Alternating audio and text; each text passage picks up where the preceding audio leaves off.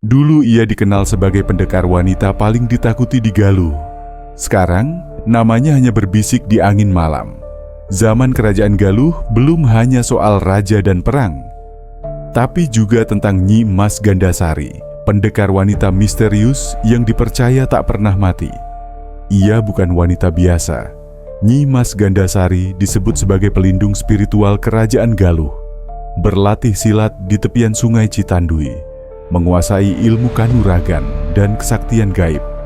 Konon setiap kali kerajaan diserang, Nyi Mas muncul tanpa suara, lalu lenyap begitu musuh roboh. Tapi setelah Galuh runtuh, tubuhnya tak pernah ditemukan.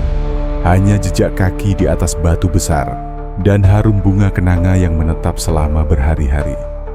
Warga Ciamis dan sekitarnya percaya dia tidak pernah benar-benar pergi. Ia menjadi penjaga gaib tanah Galuh, khususnya tempat-tempat seperti situs Karangkamulian. Kabarnya, siapapun yang berniat jahat ke situs peninggalan kerajaan Galuh bisa tersesat, hilang arah, atau melihat bayangan perempuan berpakaian putih memegang keris pusaka di bawah pohon tua.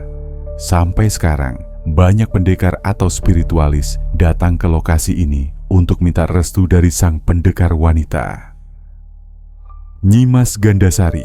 Kalau kamu orang Galuh asli, pernah dengar tentang Nyi Mas Gandasari, atau malah pernah ngalamin hal gaib di situs Karangkamulian,